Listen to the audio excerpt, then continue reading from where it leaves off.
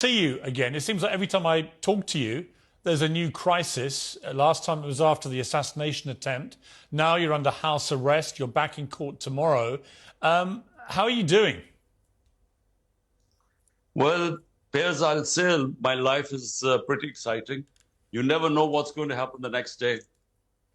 It certainly is. It's certainly unpredictable. Just before I came on air today, you've now been, in addition to the 150 different violence and corruption charges that you're facing, they've now put your name against this murder of a lawyer who was pressing for a case against you for sedition, who was killed on Tuesday by 4 gunmen.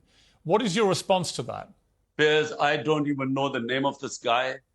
It's Abdul Razak. Again, I repeat, it is the case didn't even register on my radar. Of course, I had nothing to do with it. Everyone knows I had nothing to do with it. People in his family know that I had nothing to do with it. The other charges, Imran, there's 150 of them. It's a huge amount. Obviously, if you're convicted of this, you'll go to prison, presumably, for a long period of time. What do you feel about this? I mean, you're back in court tomorrow. They'll decide whether you can go back home under house arrest or presumably whether you will be incarcerated.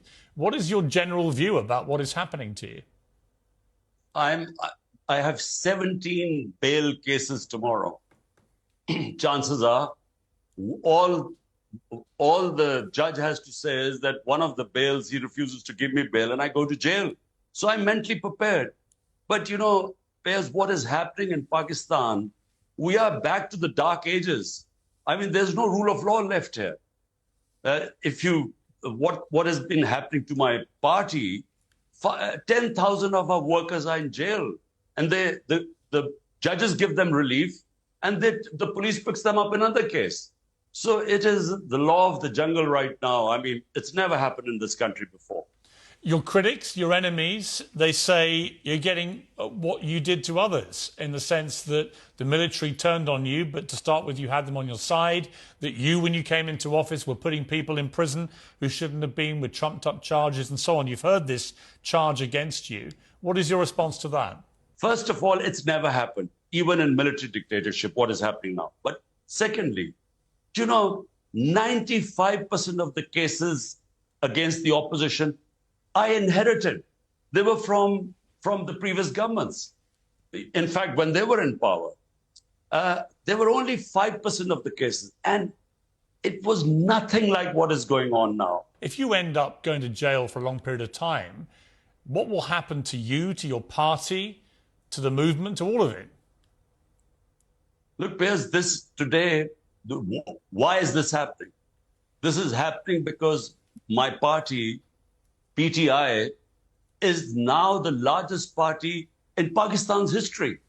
I mean, the ratings the party has today, all the parties on one side, they realize that they are no match for this party. The movement is so powerful today. And that is the reason why this is happening. Because they are now petrified. The people who removed me are petrified that whenever, and elections are supposed to be in October, whenever there are elections, my party will come back into power. Hence, they are trying to completely dismantle the party. I would say that the support from world leaders has been pretty deafening with its silence in the main. Do you wish you'd had more vocal support from maybe the British Prime Minister, Rishi Sunak, the American President, Joe Biden? Would that be helpful? Look, you know, Piers, in my 3.5 years as Prime Minister, I discovered one thing. That this morality and the so-called Western values about democracy, constitutionalism, rule of law, fundamental rights against custodial torture, all that is happening in Pakistan today. Yet, I think the interests of the powers, Britain, the US, I think they are more aligned with our military for whatever reasons, maybe because they're supporting them in Ukraine. I always wanted an independent foreign policy because 80,000 Pakistanis died when we joined the US war on terror, and I was against it. So I think maybe that they feel that their interests are more served by the current regime.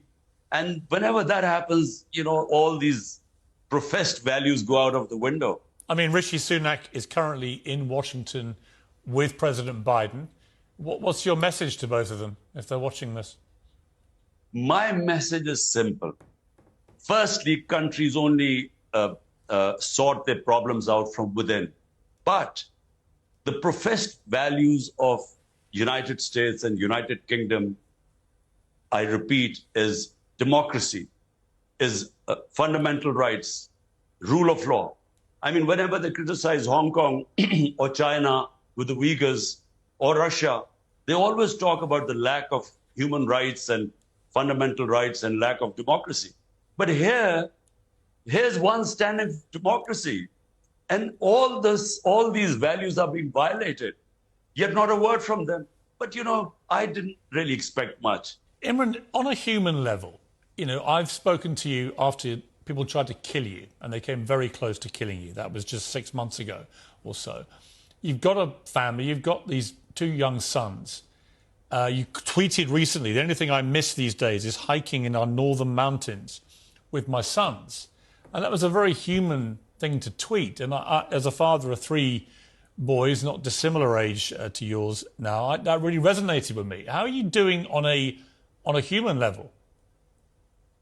Well, it's a huge sacrifice, because what is happening right now is we are basically fighting for rule of law and democracy. On the other hand, we now have we are heading towards the worst type of dictatorship. It's a banana republic right now, where the judges now are no longer independent. They are threatened. Media is completely muzzled. My name is not allowed to be mentioned on the media. And you can't demolish the biggest political party by the steps they've taken, these draconian steps. So therefore, what is at threat is our democracy, our future. So there's no, this has been one of the most toughest years of my life. Are you able to see your sons? No, I can't. This is too dangerous a time for me to ask them to come over. And I'm confident that this is not going to last very long, because the system cannot take this much longer. The judiciary is overawed right now. It's cowed down, but the judiciary has a past 15 years it's asserted its independence. So at the moment, it's the terror which is in Pakistan. It's a reign of terror. I mean, people are frightened. People are picked up in the middle of the night. It's like in the Nazi Germany. You know, Imran, each time I talk to you, I'm always reminded that I spent my formative years down at Sussex County Cricket Ground watching you bowling magnificently for Sussex, and you were one of my sort of heroes then, cricketing heroes. Do you ever wish you just hadn't gone into politics? I mean, serious question. Given the impact on your life, the danger, the threats, the assassination attempts and so on, do you ever wish you just, had an easier life? But Piers, look, in Pakistan, there are 2 ways. One is when you go into politics as a political career.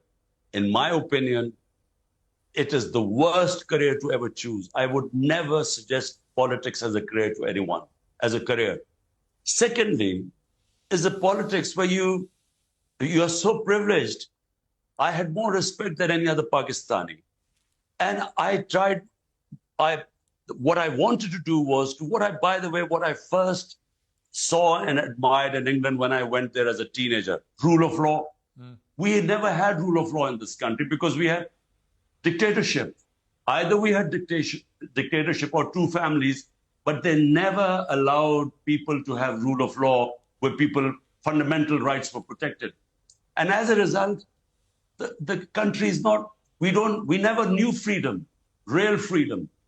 First time I saw was in England when I went as a teenager, and I discovered how rule of law and fundamental rights liberate a whole people. So my movement started 27 years ago. I realized that unless we have rule of law, we have no future. Well, Imran, you will always have a berth on Piers Morgan Uncensored. I've spoken to you numerous times in the last year. It's been a quite extraordinary period in your life. And I'm living it vicariously, sitting here safely in London. I wish you all the very best. And hope next time I talk Thank to you, you, Piers. it's in a slightly calmer circumstance. Inshallah. Thank you.